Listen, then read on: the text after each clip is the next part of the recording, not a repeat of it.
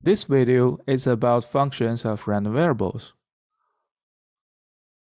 We know random variables are functions, right? For example, real-valued random variable x would map elements from the sample space S to numbers from the real line. There are so many transformations on functions. For example, from fj, we could get some new functions by doing f to the power 2 is again a function, f to the power 3, f plus 1, things like that, right? Similarly, we could manipulate our random variables and we could get new random variables. If we already have a x as a real valued random variable, then x to the power 2 is also a real valued random variable. And so is x to the power 3, x plus 1, x times y. If we have random variables x and y, then their product is also a new random variable. Formally, let's first take a look at functions of one real valued random variables.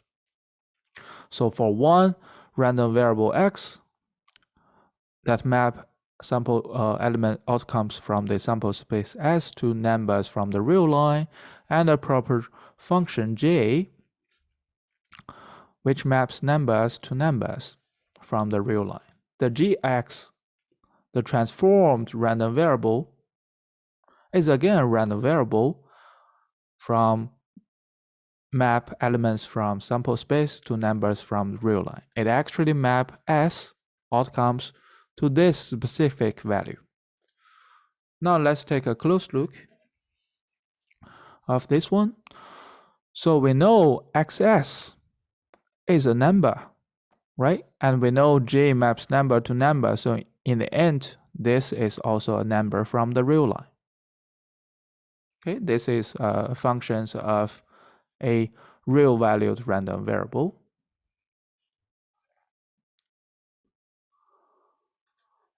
Now let's take a look one simple example to get some rough idea how it looked like.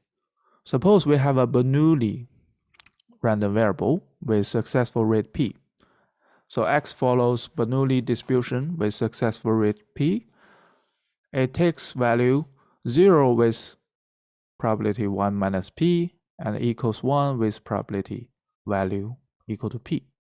Okay, then this transformed, okay, we consider gx, this function, as 2 times x plus 1.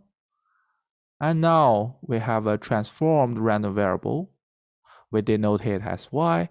It's again a random variable, which takes value 2 and 4 with the following probability mass function, right? Equals 2 with 1 minus p, and the probability of the event y equal to 4 is equal to p. Actually, for a general discrete random variable x, the probability mass function of y, which is a transformed random variable of gx, is actually equal, can be derived by this formula shown here. Right, now let's take a look. It's exactly how we derive in this simple example. Take this one for example. What is the probability of y equal to 4? So it is indeed equal to the summation, right? It's equal to the sum of the probability of x equal to small x.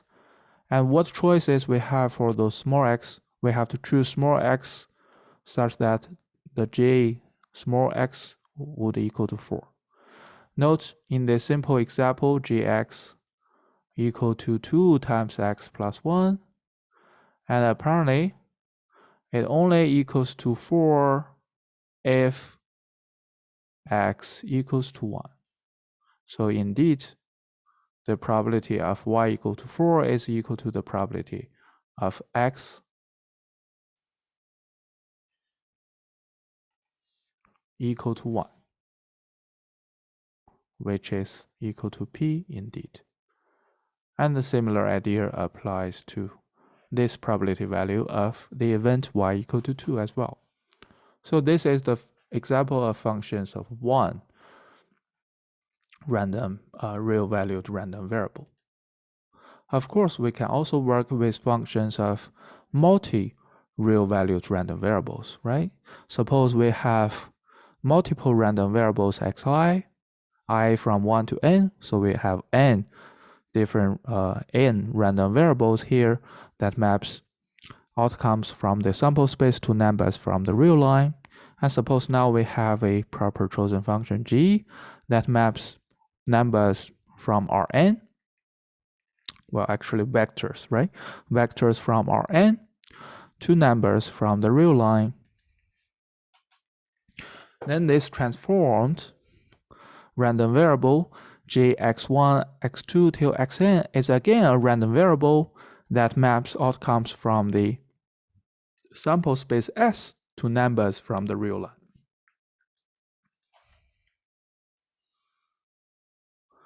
We can take a close look of this one, right? So suppose now we have S as the outcome.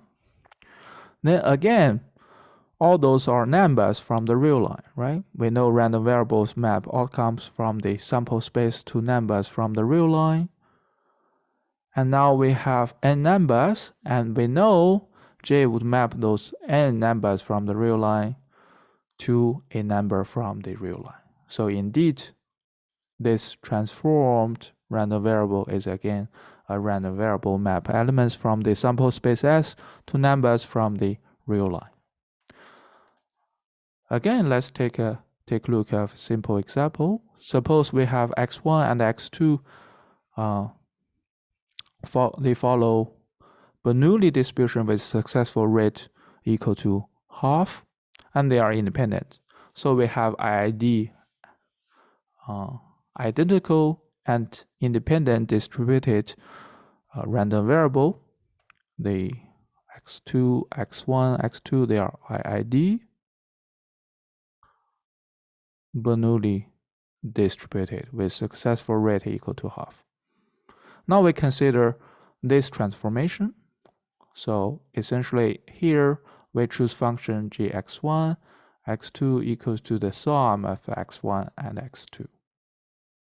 Here I use more x1 and x2 to denote numbers, right? So essentially y gonna be equal to g capital X1 and x2.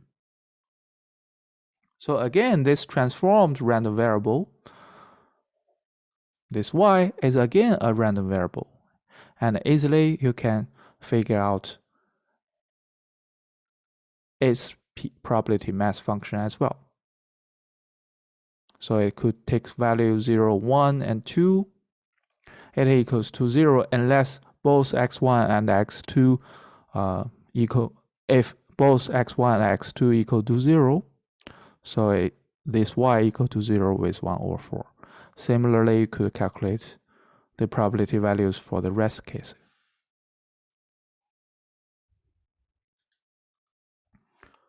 So indeed, when we have functions of random variables, it simplifies many arguments, and we can see from the following practices and some new results related with binomial distribution and hypergeometric distributions. Let's first take a look at some practices.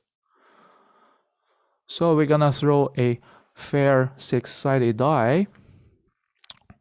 What is the, if we denote x, the number of eyes of the outcome, if we only throw a six-sided fair die for one time, then what is the probability mass function for this x random variable? We know x random variable would only take 6 possible values, right? Either 1, 2, 3, 4, 5, 6, and each of these outcomes occur with equal probability value. So we know the probability of x equal to I is equal to 1 over 6. Now we consider the second case. If we throw a fair six-sided twice, what is the probability mass function of y, the summation of these two rows? Then by checking the background story, we know the possible values taken by this random variable y will be either 2, 3 until 12, right? The largest number this y could get is simply 6 plus 6, so you have to throw 2 6. Then the question is, how do we calculate this probability value of y equal to I? How do we recover the PMF of this random variable y, of this discrete random variable y? You can pause the video at this moment and try to figure it out yourself. Well, given the fact that y is the sum of two independent die rows, why don't we decompose this y as the summation of two IID random variables? Well, denote x1 the number of i's of the outcomes in the first row, and x2 the number of i's of the outcome in the second row. Then essentially, y is equal to x1 plus x2. We could use these functions of two random variables to tackle this problem. The solution is quite straightforward, and I'll use I equal to 3 as one example. So, and the rest would follow the similar logic. What is the probability value of this event y equal to 3? It's equal to the summation of all possible events, drawn events x1 equal to a small x1, x2 equal to small x2, as long as small x1 and x2, they sum together equal to 3, right? Note here we have x1 independent from x2 because there's gonna be two independent rows. Independence means products, so the probability value of this joint event is essentially px1 equals small x1 times px2 equals small x2. Then what kind of choices do we have for small x1 and small x2? If we have small x1 equal to 1, then x2 has to be equal to 2. The other choices are x1 equals 2, and then x2 equals 1, right? Those are the only possible choices we have, because for the rest choices, they are not from the support of x1 or x2. So the rest combinations will have 0 probability. Here we exhaust all possible choices for small x1 and x2 that could result non-zero results. So let's list them here, and together it delivers the results we want. So here we make use of functions of two random variables and decompose this y as the summation of two random variables to solve this question. Indeed, working with functions of random variables is much simpler in solving certain problems. Now let's look at the third problem here. We're gonna throw a 6-sided fair die 3 times and denote x, y, z, the results we get from the first and second and third throws.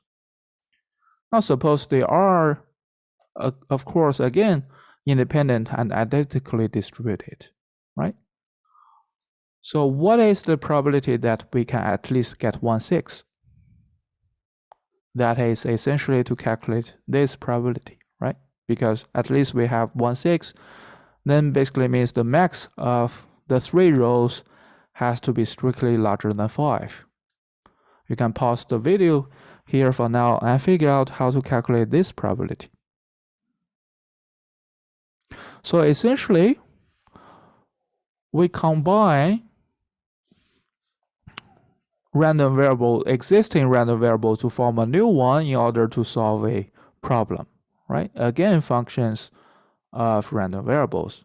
This is the technique we use. But to solve this probability value of this specific event, this is a new random variable, and we want to know the probability of the event that this new random variable max of x, y, z is strictly larger than 5. It's not very easy to calculate directly. So now let's take a look at its complement event,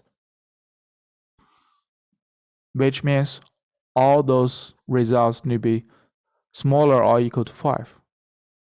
And because the independence, here we make it independence of 3 random variables. Independence means products. So the probability of this joint event is essentially the product of individual events, right? And because they have identical distribution, x, y, z, they have identical distribution, then these 3 values are equal to each other.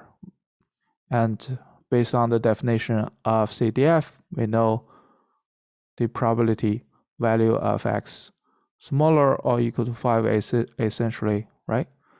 The CDF function evaluated at 5. And they are equal to each other, so it's fx5 to the power 3. But what is fx5? Well, if we look at its complement event, x can only take 6 different values, right?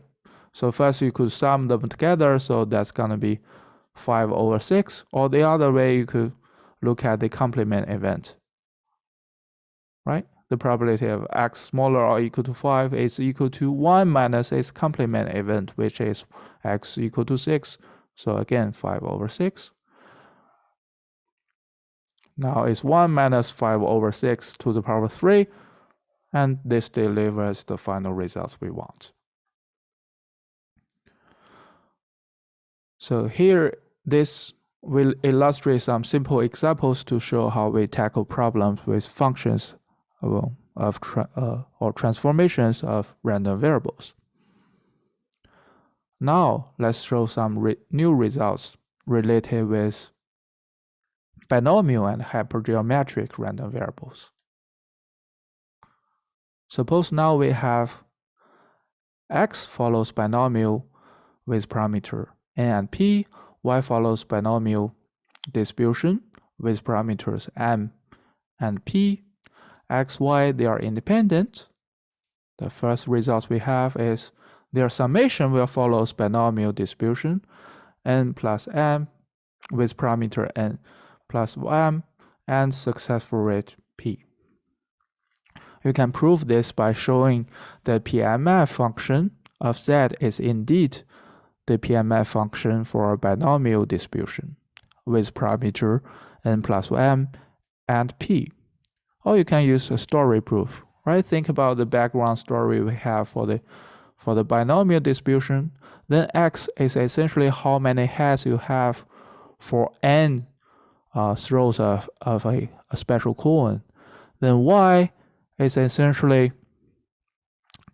how many heads you have, again, because the successful rate is the same, so we could consider they are throwing the same special coin for another m rounds.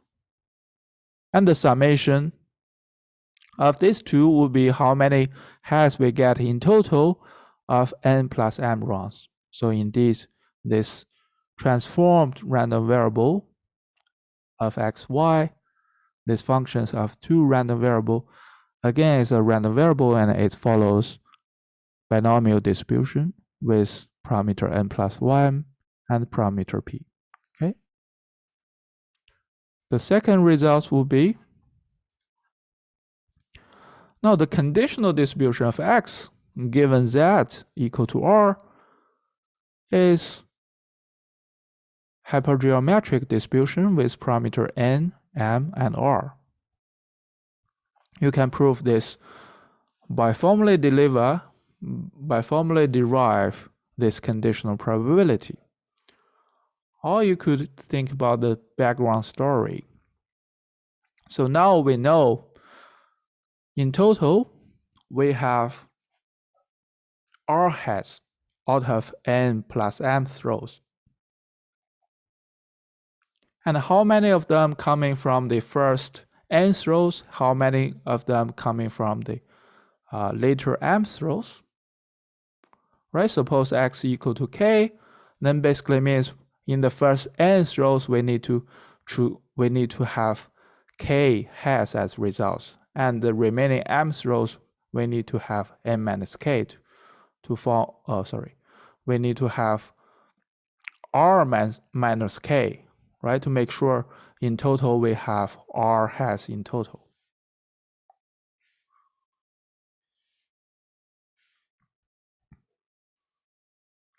And how many combinations like that in total is gonna be n plus m choose R, right? So this one divided by this. By the story proof, it's easy to say that the conditional distribution of X given Z equal to R is indeed a hypergeometric distribution with parameter n plus m and R. You can also regard the results, right, of the first n rows are white results. The results from the later m rows are black results. And in total, we're gonna have R draws. We're gonna draw R times, and how many of these heads coming from the white parts, white throws, and how many of them coming from the black throws, right? This coincides with the background story of this hypergeometric distribution. Next, we have some results related with hypergeometric distribution. So suppose we have X follows hypergeometric distribution with parameter W, B, and N. Now, if we denote P equal to the ratio of W divided by total number of the balls we have, right? W plus B. And we like the number of balls, if we think about the background story of hypergeometric distribution, we like the number of total balls goes to infinity. So here is a small table. So if this goes to infinity, if we let this number of balls goes to infinity, and let P denote this ratio, which remains the same,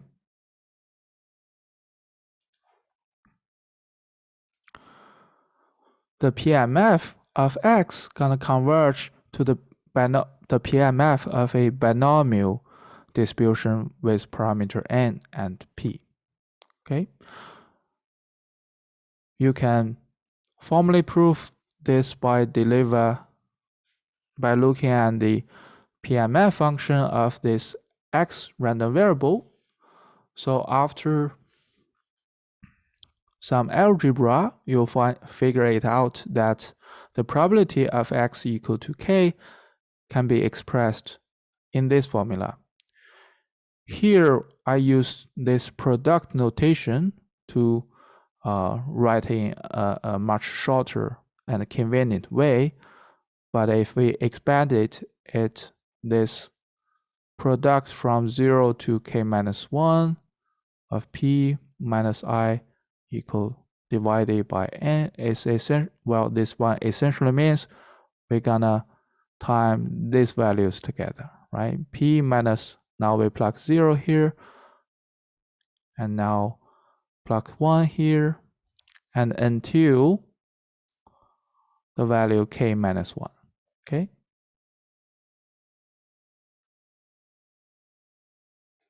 And same goes the other parts, right? Suppose now if the n goes larger and larger, then the denominator essentially is a multiplication of many ones is equal to 1 in the end.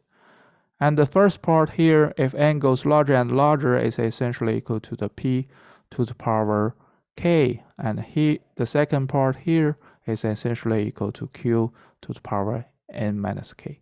And q here is equal to 1 minus p. So indeed, the PMF of X will converge to the PMF of a binomial distribution with parameter n and p. but it might be easier if we think about the background story of hypergeometric distribution and binomial distribution, right? Suppose now we're gonna draw n balls from an urn with W white balls and B black balls with replacement. Then exactly we're gonna, if we denote the number of white balls we get, it's gonna follow the binomial distribution with parameter n. And for each time, because we are doing replacement, right, the rate of getting a white ball would be equal to p for each time. So we get a binomial distribution. That's drawing with replacement. Hypergeometric distribution is drawing without replacement. But if we let the number of balls, right, goes to infinity, that is as if every time, even though we are not putting the balls back, it doesn't change much because we have so many balls left within the urn. The ratio is as if we are drawing with replacement, right? Because the number roughly remains the same. So essentially, when we have the number of balls within the urn very large, the PMF of a hypergeometric random variables is essentially can be approximated by the PMF of a binomial random variable. Right, this is what we learn using idea of functions of random variables. While the second case doesn't rely that much with functions of random variables, but the first set of does rely on that. And given they are all results related with binomial and hypergeometric distributions, so we put them together. Okay, this is all the materials for this video, and thanks for watching this video.